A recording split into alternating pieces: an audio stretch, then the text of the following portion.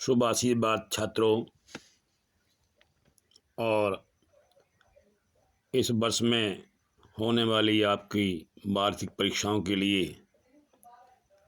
आप लोगों के लिए बहुत बहुत शुभकामनाएं। आपकी परीक्षाएं ठीक से हों और ये हमारा चैनल उत्कर्ष और हिंदी एंड संस्कृत, इसमें आपका स्वागत है। और मैं आपके लिए आज वो चीज़ लेकर आया हूँ जो अधिकतर विद्यालयों में जिसको अध्यापक पढ़ाना नहीं चाहते, छोड़ दिया करते हैं, वो हैं संस्कृत में, यानी हिंदी के पाठ्यक्रम में जो संधियाँ हैं वे उनको अध्यापक पढ़ाने से कतराते हैं। तो मैं ये आज आपके लिए लेकर आया हूँ। बहुत आसानी से आपको समझ में आ जाएंगी और इसका जो लाभ है आपको ज़रूर मिलेगा। तो देखिए, पहली हमारी संधि है अयादि संधि। अयादि संधि ये स्वर संधि के अंतर्गत आती है।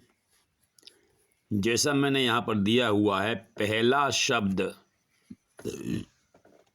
और फिर अगला शब्द। कहने का मतलब यहाँ ये है कि दो शब्द मिलते हैं तब संधि होती है। और यहाँ पर पहले शब्द के अंत में जब ए आई ओ औ इनमें से कोई स्वर हो और अगले शब्द के आरंभ में कोई भी स्वर हो तो जो परिवर्तन होता है वो इस प्रकार से होता है। ए का परिवर्तन आय में, ओ का परिवर्तन अव में, आय का परिवर्तन आय में और आव का परिवर्तन आव में हो जाता है। और जो हमारा जो अगला शब्द है उसका जो प्रारंभिक स्वर है वो पूर्ववत रहता है, उसमें कोई परिवर्तन नहीं आता। उदाहरण के आधार पर हम देखें, जैसे हरे प्लस ए, हर प्लस ए। यहाँ आप देख रहे होंगे कि यहाँ पर हमने हरे में ए को अलग कर लिया है और इधर भी वो ये है, लेकिन यहाँ थोड़ी सी ज़रा गलती है। यहाँ पर जो ये आएगा वो ये ए नहीं आएगा, बल्कि या पर ए की मात्रा ये आएगा। थोड़ी प्रिंट मिस्टेक यहाँ पर हुई है। तो यहाँ पर देखिए आप, इस ए का जो परिवर्तन हुआ वो ए में हुआ, आय में हुआ। तो आय में परिवर्तन होने पर क्या हुआ, यहाँ पर आय में ये वाला ए जो था, क्योंकि जो ए है ये ए दो भागों में बट गया, आय हो गया, तो आ जो है वो रा के साथ में मिल गया और ए जो है वो या के साथ में मिल गया। हरे ए, माफ़ करना, यहाँ पर कोई गलती नहीं है। जो ए मैंने अभी बताया ये ए ही है, ए ही रहेगा। तो यहाँ पर आप देखेंगे कि यहाँ पर दो भाग हुए, एक के और रा के, और फिर उस ए का परिवर्तन आय में हो गया और आय में या के साथ ए मिल गया और रा के साथ में आ मिल गया। तो इस प्रकार से ये बना हरे। अगला उदाहरण है पो प्लस अन, पवन। पो, पा से ओ को अलग किया और अन पहले से अलग है, और यहाँ पर जो ओ का परिवर्तन हुआ वो अव में दिखाई दे रहा है, आप देख रहे हैं। तो ये आपका अव है,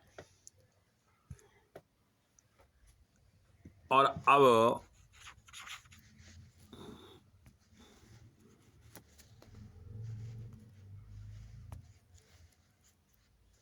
यहाँ पर आप देखेंगे अब में ये पा हलंत है, यहाँ थोड़ा सा मिस्टेक है।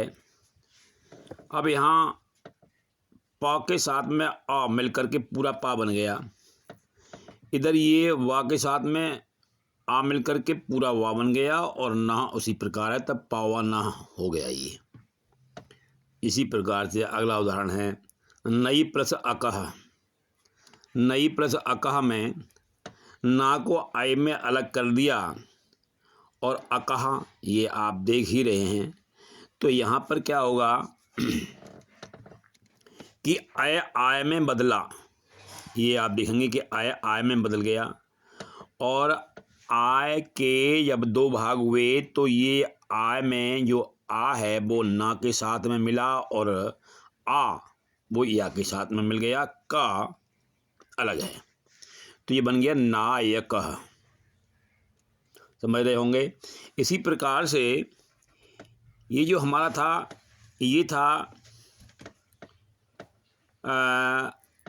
आय का आय होना। अब आप देखेंगे कि आव का आव कैसे होता है। तो यहाँ पर देखेंगे आप पा से आ को अलग कर दिया, पा आओ अक, आओ का आव हो गया। आव में आ पा के साथ में आ गया, और वा के साथ में आ गया। इधर ये पूरा हो गया, और इधर ये भी पूरा हो गया। तो ये मिल गया, बना आपका पावक। तो ये आपकी जो थी वो अयादी संधि थी। आपने देखा कि किस प्रकार से अक कहना चाहिए कि आय आय आओ अव किस प्रकार से परिवर्तित होते हैं। अब चलते हैं हम अगले पृष्ठ पर, और यहाँ पर है हमारी पूर्व रूप संधि। पूर्व रूप संधि में जैसा इसका नाम है पूर्व रूप संधि में, इसमें कोई विशेष परिवर्तन नहीं आता। यहाँ आप देख रहे हैं कि पहला शब्द और ये आपका दूसरा शब्द, और यहाँ पहले शब्द के अंत में क्या है, ए या औ, इनमें से कोई हो, और अगले शब्द के आरंभ में क्या है, ह्रस्व आ हो। तो कहते हैं कि ए पूर्ववत आ का परिवर्तन इस चिन्ह में हो जाएगा। इसको दीर्घ आ का अति दीर्घ कहते हैं। आ का अति दीर्घ। उदाहरण से आप देखें, जैसे ये शब्द है, एक विच्छेद है, हरे प्लस अव, हरे अव, आ बदल गया इस चिन्ह में, तो ये बन गया हरेव। इसका उदाहरण अगला है रामोवत्र। रामो में माँ के साथ में ओ है। आप देख रहे हैं पूर्ववत ओ, यहाँ आप देख रहे हैं पूर्ववत ओ है, यहाँ पूर्ववत ए है। तो यहाँ पर देख रहे हैं आपके ओ आता है माँ के साथ में, यहाँ ओ है, यहाँ पहले ओ आ गया और फिर इसके बाद में आता है आपका आ। तो यहाँ पर जो परिवर्तन हो गया वो इस चिन्ह के रूप में हो गया, दीर्घ अति दीर्घ आ में, अति दीर्घ स्वर में हो गया। इसी प्रकार से नगरे अपि, यहाँ ए आता है और ए के बाद में आ आता है, तो यहाँ पर जो है वो यहाँ भी इसी प्रकार से जो लघु आ है वो इस चिन्ह के रूप में परिवर्तित हो जाता है। तो ये था हमारा पूर्व रूप संधि। ये संधि भी आपके स्वर संधि के अंतर्गत ही आती है। पररूप संधि। पररूप संधि अकारांत उपसर्ग ए या ओ ए या ओ से, इसको एंगी के उसमें आएंगे दोनों, आरंभ होने वाली धातु हो तो उपसर्ग ए का ओ के साथ जुड़ जाता है। उपसर्ग ए या ओ के साथ जुड़ जाएगा। अब देखेंगे आप यहाँ पर, देखिए ये प्र जो है वो एक उपसर्ग है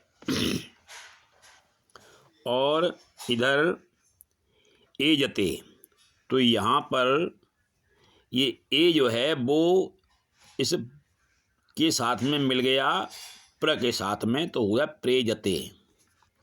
इसी प्रकार से आप देखेंगे कि ये है उप और यहाँ पर है ओषित। यहाँ पर उप में ये उप क्या है, एक उपसर्ग है और ओ इसके साथ आया तो उपो हुआ और उपोत के बाद में इधर शित है, तो ये उसी प्रकार रहेगा इस रूप को। पर रूप का मतलब ये है कि जो बाद में आने वाला शब्द है उसमें जो स्वर है वो पहले शब्द के उपसर्ग में मिल जाएगा, यही इसका मतलब है। यहाँ पर आपने देखा कि उप के साथ में ओ मिला तो उपोषित होगा, यहाँ पर प्रे के साथ में ए मिला तो ये प्रे हो गया। तो ये थी आपकी पर रूप संधि। अब हम चलेंगे अगली संधि में, ये है आपकी व्यंजन संधि। तो दोस्तों पहली बात तो ये था कि जो स्वर संधि थी वहाँ पर जो चमत्कार थे वो सारे स्वरों के थे। स्वरों में ही जो कुछ परिवर्तन होना था वो स्वरों में ही होना था। यहाँ पर आप देखेंगे कि जब पहले शब्द का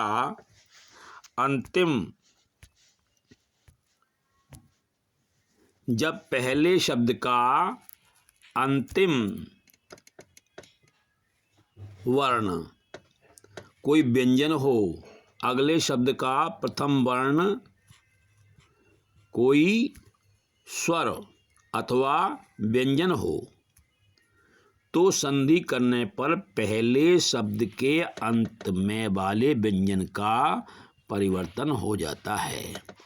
कहने का मतलब ये है कि व्यंजन संधि जो है ये, इसमें जो परिवर्तन होगा, जो भी विकार होंगे वो व्यंजन में ही होंगे, स्वरों में नहीं। अब यहाँ एक चीज आपके सामने आती है। अब जैसे कि इस व्यंजन संधि को बोला गया हल संधि, तो हल संधि क्यों बोला गया? क्योंकि माहेश्वर सूत्रों के अनुसार, 14 सूत्रों के अनुसार हा से लेकर के ला जब आता है, उनके बीच के जितने वर्ण आते हैं वो सब हल संधि में प्रयोग होते हैं। अब पहली संधि आती है आपकी श्चित्व संधि। श्चित्व संधि का मतलब क्या है? श्चित्व मतलब सा के साथ में चा होना, इश्च के रूप में परिवर्तन, शा और चा का परिवर्तन। स्तो श्चुना श्चु मतलब, स्तो मतलब सावर्ग, माफ करना, सकार वर्ण और आपका तावर्ण, तावर्ग, सकार वर्ण और तावर्ग के वर्ण अगर इधर हैं, पहले शब्द के अंत में हैं और अगले शब्द का आरंभ में कोई शकार, बड़ा अच्छा जैसे कहते हैं, ये हो, तब परिवर्तन किस प्रकार से होगा? तो वहां पर आप देखेंगे, कहता है इधर सकार हो यानी स और तावर्ग का कोई वर्ण हो, और दूसरी तरफ जो जुड़ने वाले हैं उनके आरंभ में शकार यानी बड़ा श और चा वर्ग का कोई वर्ण हो, तो प्रथम शब्द के अंतिम वर्ण का परिवर्तन जो होता है वो इस प्रकार से होता है। ये श इसमें बदलेगा, बड़े शा में, ता चा में बदलेगा, था छा में बदलेगा, दा जा में बदलेगा, धा झा में बदलेगा और ना या में बदल जाएगा पंचम में। कहने का मतलब ये है, इसी प्रकार से इसके परिवर्तन होंगे। अब यहाँ पर देखेंगे इसके उदाहरण। हर्षेते, हर्ष प्लस शेते, यहाँ पर आप देख रहे हैं कि हरि से शा लग किया है, इधर शा है और ये बन जाता है आपका हर्षते। इसका इस छोटे सा का परिवर्तन हुआ, बड़े शा में हुआ है और इधर से सा पहले से मौजूद है, ए मौजूद है, ते तो ये इसी प्रकार रहेगा। तो इस प्रकार ये बनेगा हर्षेते। अब इसी प्रकार एक हमारा और उदाहरण है, सत प्लस चरितम। सत में आप देख रहे हैं कि ये यहाँ पर त है और यहाँ पर चा है। तो क्या होगा कि ता का परिवर्तन चा में होगा, ता का चा हो गया और जब ये दोनों जुड़े तो इस चा के साथ में ये आ जुड़ा हुआ है, तो ये शब्द बन जाएगा हमारा सच्चरितम। अगला उदाहरण है सन प्लस शंभु। सन प्लस शंभु, तो यहाँ आप देखेंगे कि इस ना का परिवर्तन पंचम में यानी कि या में हुआ है, या में हुआ है इसका परिवर्तन और इधर माँ है। तो ये इस बार इस प्रकार से जो बनेगा इसका सन शंभु ये शब्द बनेगा, क्योंकि इस ना का परिवर्तन या के रूप में हो जाएगा जो कि चा का पंचम है। तो ये देखा आपने, ये आपका था ष्टुत्व संधि। अब आप अगली संधि के बारे में हम पढ़ेंगे। तो मुझे आशा है कि ये संधि आपको समझ में आई होगी।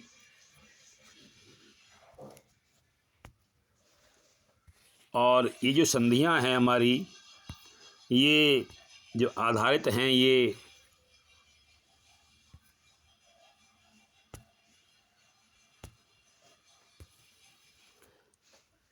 संस्कृत की संधियां जो आधारित होती हैं वो संस्कृत के जो माहेश्वर 14 सूत्र हैं इन्हीं पर आधारित होती हैं और इन सूत्रों को वो ही बता सकता है जो इनके बारे में जानता है। अब चलते हैं हम अगले पृष्ठ पर। यहाँ पर आती है हमारी ष्टुत्व संधि। एक बात जरूर ध्यान रखना कि ये जो आपका कहना चाहिए ऊष्मक शा है, ये हमेशा टा या ठा के साथ में आता है।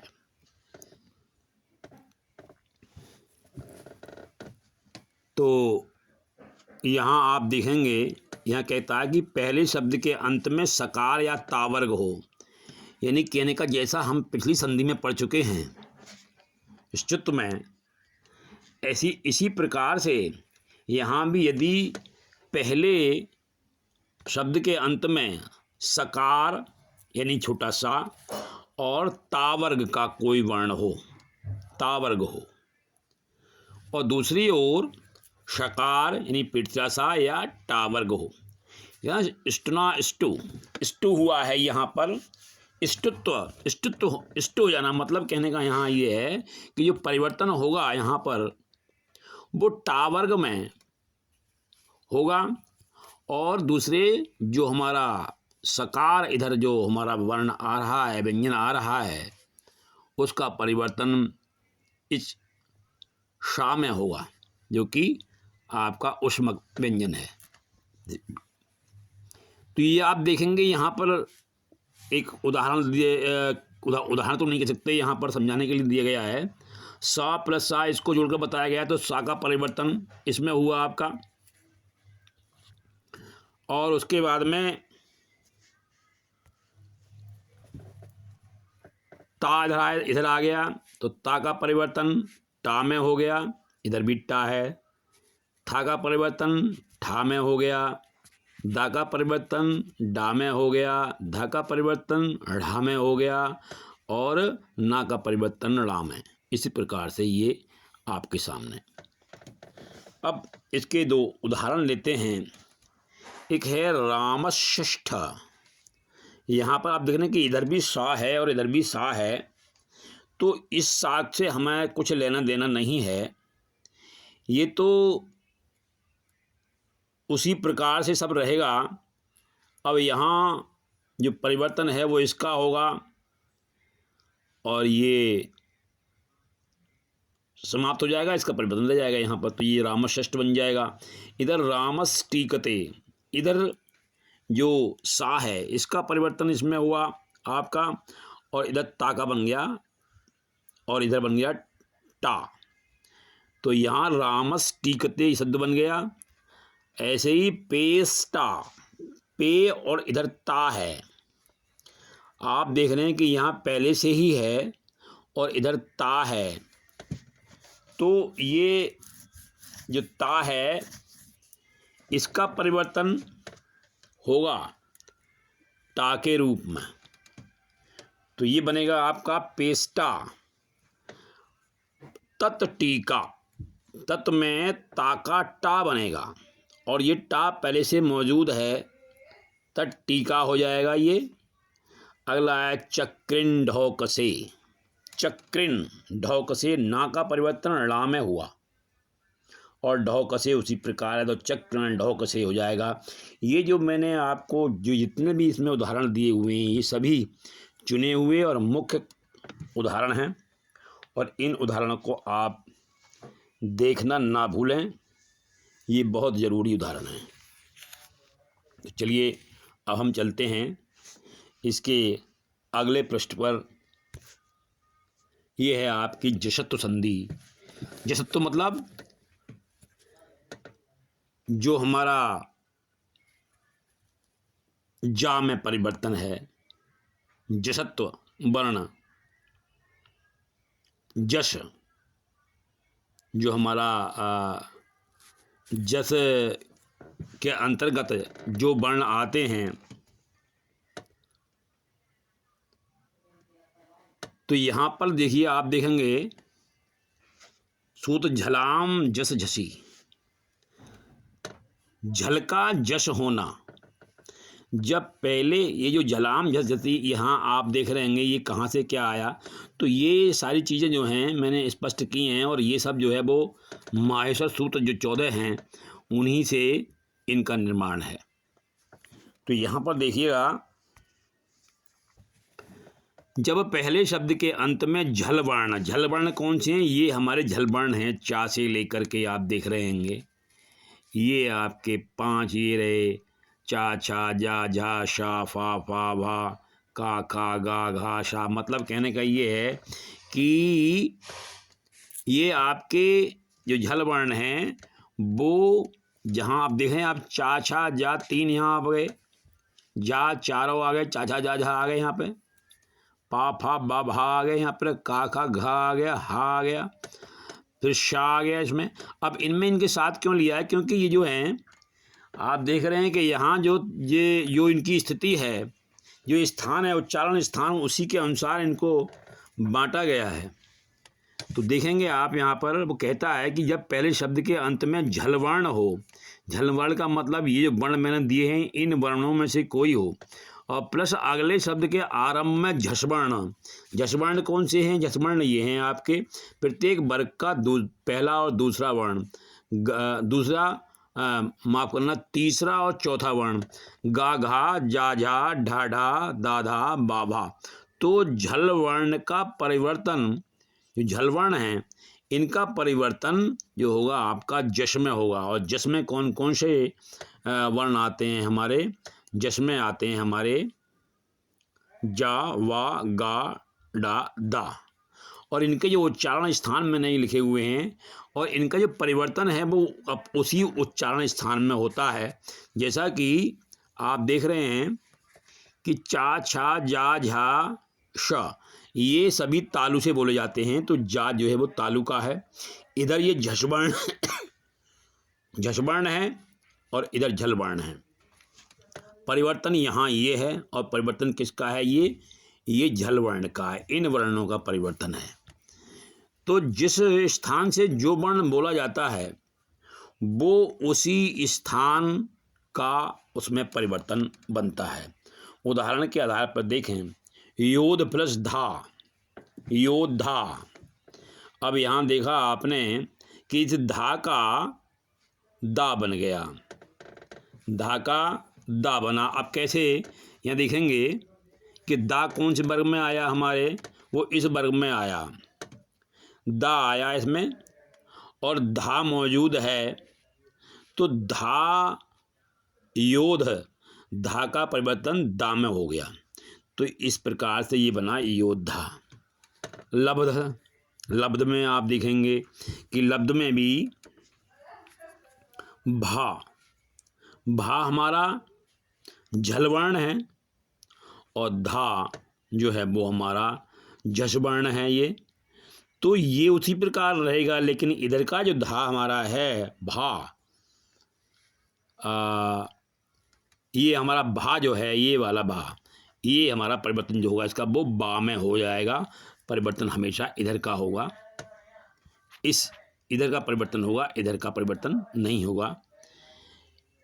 अब आगे देखेंगे दोगधा। दोगधा में आप देख रहे हैं कि जो गा है, ये गा झल वर्णों में जो आता है वो यहाँ आता है, और यहाँ ये जो परिवर्तन इसका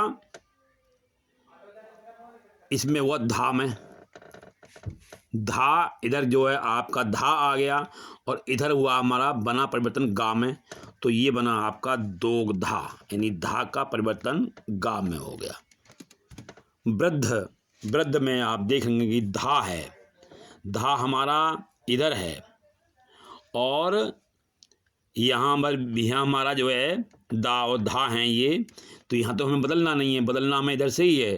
तो दा में इसका परिवर्तन कायम हुआ है, दा में हुआ है, इस वर्ग का परिवर्तन कायम हो रहा है, इन वर्णों का परिवर्तन इधर आ रहा है, यानी कि झल का परिवर्तन जश में हो रहा है। तो यहाँ पर जो सिद्ध है, सिद्ध वृद्ध है, वृद्ध है, तो धा जो धा है ये दा में बदलेगा, तो इस प्रकार से ये बनेगा वृद्ध। उसी प्रकार है सिद्ध, सिद्ध में भी सिद्ध, धा का परिवर्तन, धा, ये धा का परिवर्तन काय में होगा, दा में होगा, तब बनेगा ये सिद्धि। कहने का तात्पर्य ये है कि जशत्व संधि के अंदर, जशत्व मतलब जश वर्ण का हो जाना, और जश वर्णों में सारे ये वर्ण आते हैं, जा बा गा रा दा, और इनको उच्चारण स्थान के अनुसार ही रखा गया है, इनका परिणाम, इनका परिवर्तन। और हमेशा जो परिवर्तन होगा वो झल वर्ण का होगा, केवल झल वर्णों का होगा। जितने जो झल वर्ण हम इतने झल वर्ण दिए हुए हैं ये, तो इन्हीं का ही परिवर्तन होगा, इनका परिवर्तन नहीं होगा, ये उसी प्रकार रहेंगे। और परिवर्तन भी होगा, इनका कोई भी वर्ण इनमें का होगा तो उसी वर्ग, उसी उच्चारण स्थान के वर्ण में जाएगा। इनमें से है तो जा में जाएगा, इनमें से तो बा में जाएगा, क्योंकि ये वर्ण जो हैं वो बोले जाते हैं तालु से, ये बोले जाते हैं ओष्ठ से, ये बोले जाते हैं कंठ से, ये बोले जाते हैं मूर्धा से, और ये बोले जाते हैं दंत से। तो कहने का मतलब ये है कि इनका दंत का दंत में परिवर्तन होगा, ओष्ठ का ओष्ठ में होगा, कंठ का कंठ में होगा, सभी का जिस उच्चारण स्थान का झल वर्ण होगा उसी उच्चारण स्थान के वर्ण में उसका परिवर्तन होगा। तो ये थी आपकी जसत्व संधि, और मुझे आशा है कि ये आपको समझ में आई होगी। अब हम चलते हैं अगली संधि की ओर, और ये है हमारी चरत्व संधि। चरत्व मतलब चा होना, चा का परिवर्तन। चरत्व कैसे, आप देखेंगे जब कोई झल वर्ण, झल वर्ण को आप समझ ही चुके हैं, कोई झल वर्ण हो मतलब पहले शब्द के अंत में जब कोई झल वर्ण हो तो अगले शब्द के आरंभ में कोई खरवर्ण, खरवर्ण ये दे रखे हैं, और झल वर्ण ये दे रखे हैं।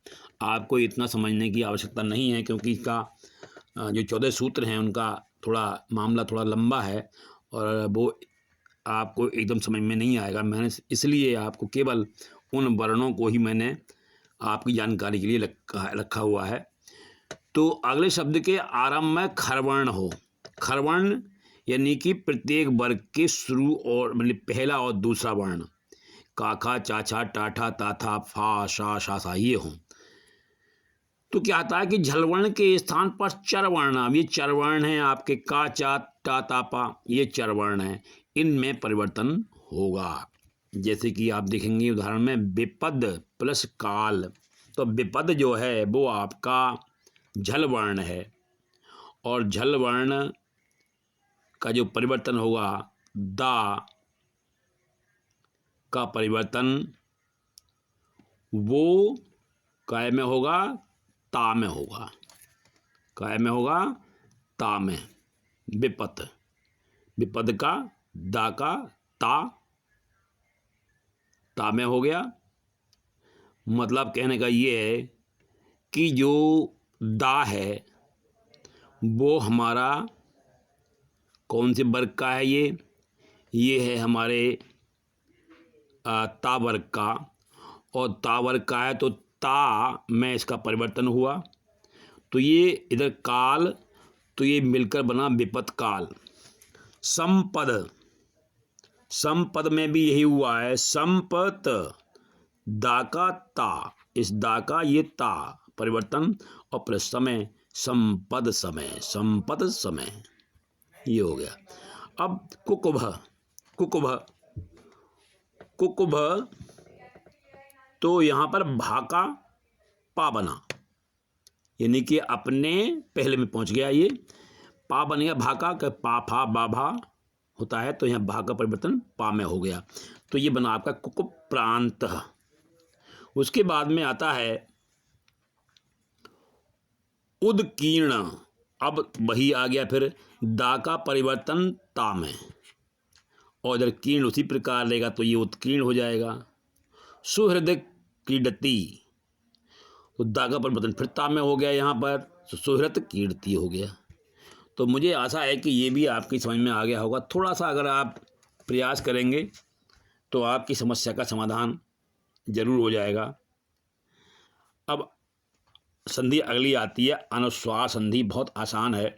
अनुस्वार संधि जब पहले शब्द के अंत में माँ हो, अगले शब्द के आरंभ में कोई भी व्यंजन हो, तो माँ का परिवर्तन जो होता है वो अनुस्वार यानी अंकी बिंदी के रूप में हो जाता है। उदाहरण के हरिम बंदे, तो यहाँ हरिम बंदे में इस माँ का परिवर्तन जो हुआ वो अंकी बिंदी में हुआ, हरिम बंदे हो गया। गृहम गच्छति, इस माँ का परिवर्तन इस अंकी बिंदी में हो गया, तो गृहम गच्छति हो गया। दुखम प्राप्तनोति, दुखम में माँ का परिवर्तन अंकी बिंदी में हुआ, दुखम प्राप्तनोति हो गया। कृष्णम वंदे, कृष्णम वंदे, यहाँ भी माँ का परिवर्तन अंकी बिंदी में हुआ। तो ये हुआ आपका अनुस्वार संधि। मेरा प्रयास है कि आपको समझ आए, और ये जो कश्मकश है ये आपकी कुछ अंक पाने के लिए है, जो कि आप लोग छोड़कर आ जाते हैं, और उसका जो जिम्मेदार है वो कौन होता है, जो कि आपको हिंदी पढ़ाता है।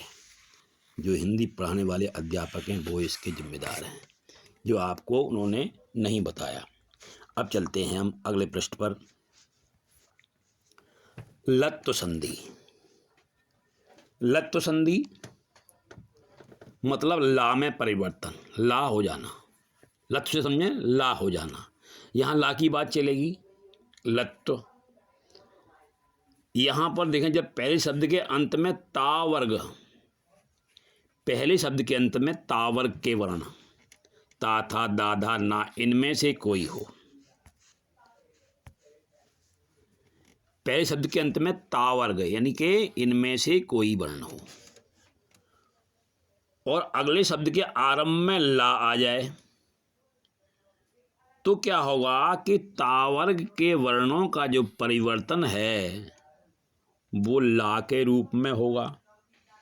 जैसे कि और क्या होगा, इसमें शब्द के अंत में ना हो तो ना का परिवर्तन ला में, और ना से पूर्व का स्वर अनुनासिक हो जाता है। देखिए, तद प्लस लय। अब यहाँ पर आपने देखा कि दा जो है वो तावर्ग का वर्ण है, और यहाँ पर ला आ गया प्रारंभ में, तो इसका परिवर्तन काय में हुआ, ला में हो गया, तो ये तल्लय हो गया। वृक्षात लगुणम, वृक्षात में भी वृक्षाल लगुणम हो गया, ता का परिवर्तन ला में हो गया। उदलेख, उल्लेख हो गया, उदलेख से दा का परिवर्तन ला में हो गया, उल्लेख हो गया। विद्वान लिखति, अब यहाँ पर देखिए क्या कहा है इन्होंने, शब्द के अंत में ना हो, ना आ गया, और तो ना का परिवर्तन तो ला में हो गया, ठीक है। उसके बाद में क्या कहते हैं ये, तथा ना से पूर्व का स्वर, ना से पूर्व का स्वर ये आ है यहाँ पर, तो ये इसका जो परिवर्तन हो जाएगा वो अनुनासिक में हो जाएगा, अनुस्वार में। तो इसका जो बनेगा आपका संधि होगी तो होगा, इसका हो जाएगा ना का ला विद्वाल, और यह लिखती तो विद्वान लिखती हो जाएगा। ये इस तरह से ये सारे जितने मैंने आपको ये उदाहरण प्रस्तुत किए हैं, ये सारे वे उदाहरण हैं जो आपके लिए बहुत ही ज़रूरी हैं, मुख्य हैं, तो इनको समझना ना भूलें। ये आपको किसी भी रूप में परीक्षा में मिल सकते हैं, और यदि आप इसको करते हैं, समझते हैं, तो आपके कम से कम 2 नंबर तो कहीं गए ही नहीं, 2 मार्क तो आपको अवश्य मिल सकते हैं। चलिए हम अब अगले पृष्ठ पर चलते हैं। अगला पृष्ठ है हमारा परस वर्ण संधि। परस वर्ण संधि ये कहते हैं जब पहले शब्द के अंत में अनुस्वार या माँ हो, माँ, अनुस्वार या माँ हो, अगले शब्द के आरंभ में कोई वर्गीय व्यंजन। वर्गीय व्यंजन कौन से होते हैं, का से लेकर के माँ तक, का खा गा गा गा, चा छा जा जा या, टाटा डाडा ना, ता था दा धा ना, पा फा बा भा माँ, ये होते हैं हमारे वर्गीय व्यंजन। तो कहते हैं कि जब पहले शब्द के अंत में अनुस्वार या माँ हो, अगले शब्द के आरंभ में कोई वर्गीय व्यंजन हो, तो अनुस्वार या माँ के स्थान पर उस व्यंजन के वर्ग का पंचम हो जाता है।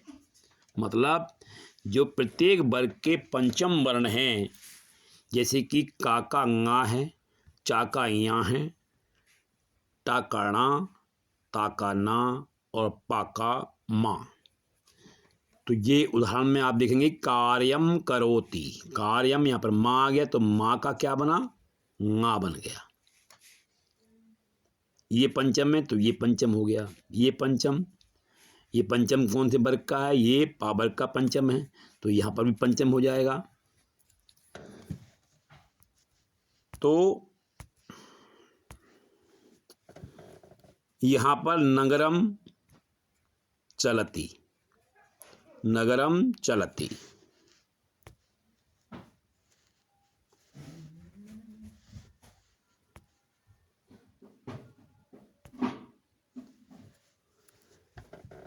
अब यहाँ पर देखिए ये यहाँ आया हुआ है, यहाँ ये रा के बाद में यहाँ पर अनुस्वार लगा हुआ है, अंक की बिंदी लगी हुई है, और इसका परिवर्तन जो कि ये इसको माँ मानेंगे अगर हम, तो ये इसका यहाँ बनेगा, पंचम बनेगा। और चलती तो क्या हो गया, ये नगरन चलती, इसका परिवर्तन यहाँ में हुआ। लुंठित, लुंठित, तो यहाँ जो लुंठित है यहाँ परिवर्तन बने होगा, इसका नाम में होगा, लुंठित हो जाएगा ये। रामम रमामी, रामम, माँ के बाद में फिर माँ है, तो माँ का बन गया ना।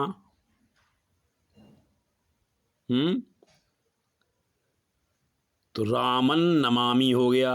बिंब में इसका परिवर्तन जो हुआ वो माँ में हो गया तो ये बन गया आपका बिंब। तो इस प्रकार से ये आपकी जो है वो परसवर्ण संधि थी। और अब हम अगले प्रश्न पर चलते हैं। विसर्ग संधि में आते हैं। अब तक हम जो अध्ययन कर रहे थे वो कर रहे थे व्यंजन संधियों का। अब हम अध्ययन करेंगे विसर्ग संधि का। और विसर्ग का मतलब क्या हुआ कि विसर्ग में कहना चाहिए विकार, जितने भी विकार होंगे विसर्ग के होंगे। सत्व संधि यानी कि सा, विसर्ग का सा, विसर्जनीय से सा, विसर्ग का सा। कहते हैं कि जब पहले शब्द के अंत में विसर्ग हो, अगले शब्द के आरंभ में खर वर्ण, तो खर वर्ण जो आपको बताए गए थे पीछे, यानी किसी वर्ग का प्रथम द्वितीय वर्ण, और इन तीनों में से कोई सा विसर्ग सा में बदल जाता है।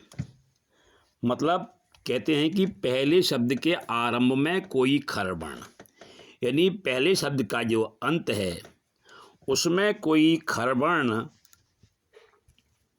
अगर आता है, और खर वर्ण कौन से हैं? प्रथम और द्वितीय, प्रत्येक वर्ग के, और सा ये अगर ये हैं अगले शब्द के आरंभ में, तो विसर्ग का परिवर्तन जो होगा वो इस सा में हो जाएगा। उदाहरण में रामः चलति, तो आप देख रहे हैं कि इस विसर्ग का परिवर्तन यहाँ दिखाया गया है सा के रूप में, और फिर ये बन गया रामश्चलति। अब ये चा है चूंकि, तो चा होने के कारण ये इस बड़े सा में बदल जाएगा, रामश्चलति। हरि चिनोति, इसका परिवर्तन विसर्ग का इसमें हुआ सा में, और इस सा का परिवर्तन हुआ इस सा में, तो ये बन गया आपका हरिश्चनोति। यानी कहना चाहिए कि यहाँ पर जो संधि है वो हमारी एक स्वर संधि है, एक यहाँ पर व्यंजन संधि भी काम कर रही है, जिससे कि सा का परिवर्तन इस चा में होता है, यानी सकार का परिवर्तन शकार में होता है। जो आप पीछे पढ़ चुके हैं उसी के अनुसार एक बार यहाँ परिवर्तन, फिर दूसरी बार यहाँ परिवर्तन। आगे आता है हरि प्लस चंद्र, तो इस विसर्ग का परिवर्तन तो इस सा में हो गया, परंतु इस सा का परिवर्तन इस सा में हुआ है। ये सकार है और ये शकार है, तो ये बन गया आपका हरिश्चंद्र। रामः टंकारयति, इस विसर्ग का परिवर्तन इस सा में हुआ, और फिर इसका परिवर्तन इस सा में हो गया। ध्यान रखने वाली बात यह है कि जहाँ पर टा ठा डा यानी टा वर्ग के साथ में अगर कोई सा जुड़ता है तो वो आपका षटकोण वाला सा ही होता है। अगला उदाहरण है विष्णु प्लस ताता। विष्णु में आप फिर देखें कि इस विसर्ग का परिवर्तन इस सा में हो रहा है, और इस सा का परिवर्तन फिर इस सकार में हुआ। ये बना आपका विष्णुत्राता। दुष्ट ताड़यति, दुष्ट, इस विसर्ग का परिवर्तन इस सा में हुआ, और इस सा का परिवर्तन फिर इस टा में हुआ, और बना आपका दुष्ट, दुष्टस्ताड़यति। अब यहाँ पर जो है क्योंकि यहाँ ये ता आया हुआ है, तो यह जो ता है ये सा ये इसी रूप में रहेगा, इसमें हलंत होगा। ये था आपका विसर्ग संधि सत्व संधि के रूप में। मुझे आशा है कि ये आपको समझ आया होगा। अब हम जो हमारी अगली विसर्ग संधि है उसमें चलते हैं। रुत्व विसर्ग संधि, यानी यहाँ पर रा का जो रा है उसके ऊपर सारी प्रक्रिया है। और सूत्र है सयुसु सो रूह, और सूत्र है खर वासान यो विसर्जनीय। कहता है कि पहले शब्द के अंत में सा या शा हो तो रू हो जाता है। जैसे कि अब यहाँ देखेंगे आपके रामस पठति, रामस में सा का रा हुआ और ये बन गया आपका रामर पठति, और यहाँ पर इस रा का जो परिवर्तन हुआ वो हुआ काय में विसर्ग के रूप में। तो ये हो गया हमारा रामः पठति। अगले सूत्र के अनुसार पहले शब्द के अंत में रा हो और इधर कोई वर्ण ना हो अथवा खरवर्ण हो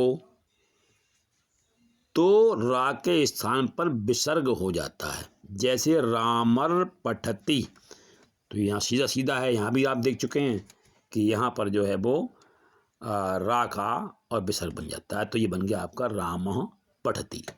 तो ये आपकी थी ऋतु संधि। अब हम अगले प्रश्न पर चलेंगे और देखेंगे उत्तु संधि को। उत्तु मतलब ऊ होना, उत्तु मतलब ऊ होना। अतो रोरुलुप्ताद चलते लचते हरिश्च हरिच हशिच उत्तु संधि ऊ परिवर्तन।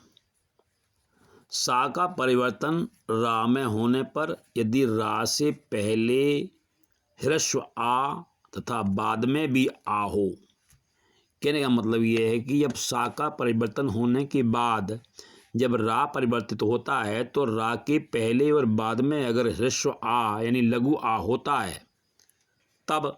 और दूसरी स्थिति क्या है, अथवा हर्ष प्रत्याहार का कोई वर्ण, हर्ष प्रत्याहार के वर्ण ये हार आया रहा है यही है, और मंगा णा ना झा ये सब जो हैं वो क्या है, हर्ष प्रत्याहार के ये वर्ण हैं।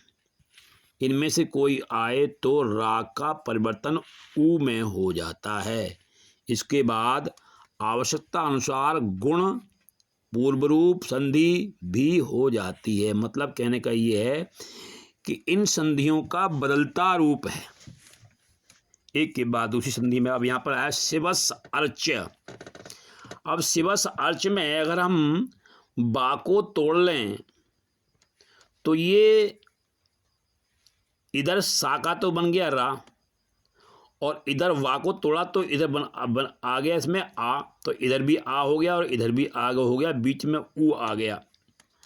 और ऊ कैसे बना, ये बना है रा का, क्योंकि जब हमने यहाँ पे अगर तोड़ते हैं तो यहाँ बा में आ अलग हुआ है, तो रा से पहले भी यहाँ आता है और रा के बाद में भी यहाँ आ गया, और इसका परिवर्तन फिर ऐसी स्थिति में रा का परिवर्तन जो हुआ वो ऊ में हुआ। और यहाँ से आगे अब जो संधि बदलेगी वो किस प्रकार से बदलेगी, आ और ऊ मिल करके ओ हो जाता है। ये गुण संधि के अनुसार है, आ और ऊ मिल करके ओ हो जाता है, और ये फिर जो है ओ वा के साथ में मिलेगा तो ये बन जाएगा शिवोर्च। और यहाँ पर बनती है फिर पूर्व रूप संधि, क्योंकि ओ के बाद में आ जाता है, तो यहाँ पर ये जो है इसका अति दीर्घ रूप आ जाता है, फिर शिवोर्च। अगला उदाहरण है बीरस अयम, बीरस प्लस अयम। तो यहाँ पर सा का परिवर्तन रा में हुआ, और फिर रा के बाद में जब हम आगे बढ़ते हैं तो रा बीर इस रा से आ अलग हो जाता है, और बीच में फिर रा आ जाता है यहाँ, तो फिर इसका ऊ बन जाता है, और ऊ बनने के बाद में आ और ऊ मिल करके ओ हो जाते हैं, तो ये बन जाएगा आपका बीरो, और रा के साथ में ओ मिला तो बीरो अयम हो गया। उसके बाद में देवस बंध, देवस बंध। सा का परिवर्तन रा में हुआ, और वा से हमने आ को अलग किया,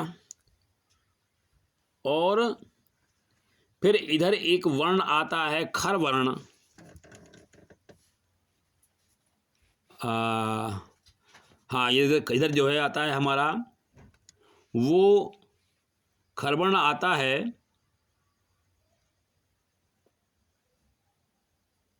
माफ करना, ये खर वर्ण नहीं बल्कि आपका हर्ष वर्ण है, हर्ष वर्ण आता है इधर।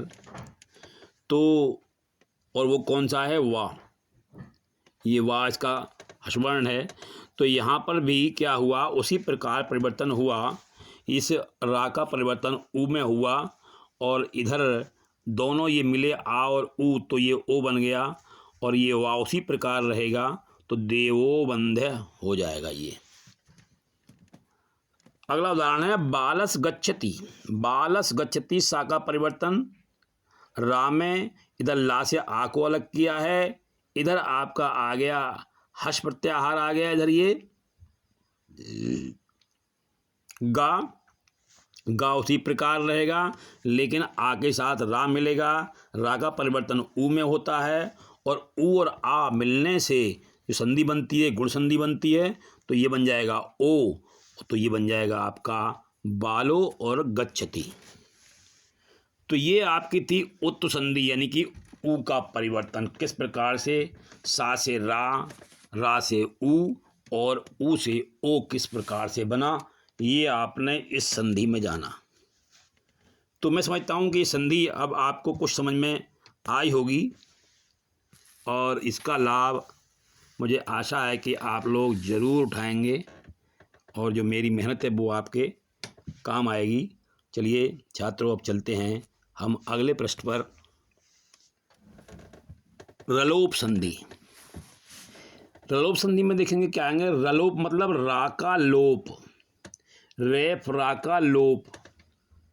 सूत्र है ढलोपे पूर्वस्य दीर्घोअणा।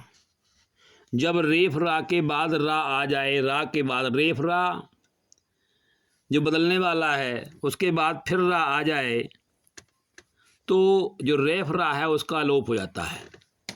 दूसरी स्थिति इनकी क्या है? दूसरी स्थिति है कि रा या ढा का लोप हो जाने के बाद रेफ रा या ढा से पूर्व का जो अण वर्ण है, यानी ह्रस्व आ ई उ, वो दीर्घ हो जाते हैं। जैसे कि उदाहरण है पुनस रमते। पुनस में क्या हुआ, यहाँ ना के साथ से ना से आ अलग हुआ है, और इधर सा का परिवर्तन रा में हो गया है, तो आप देख रहे हैं कि हो जाएगा आपका पुनर्रमते, पुनारमते, पुनारमते, यानी यहाँ पर इस रा का लोप हो गया, ये लोप समाप्त हो गया, और इस ये जो रा है ये आ है, ये आ दीर्घ हो गया, तो ये पुनः हो गया रमते, रा का लोप हुआ, आ का आ हो गया, तो ये हो गया आपका पुनारमते। ये निशान गलती से लगाया हुआ है यहाँ पे। आगे आता है लिड प्लस ढ, लिड ढ।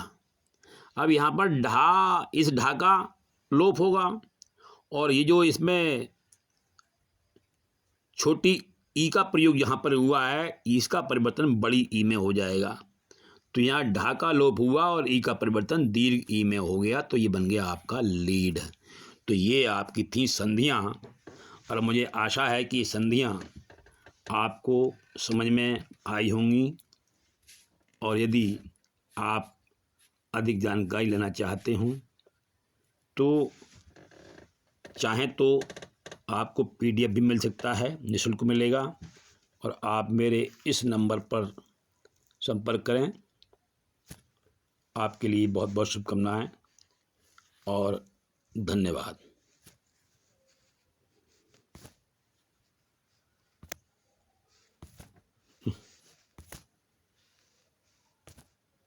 अब तेरी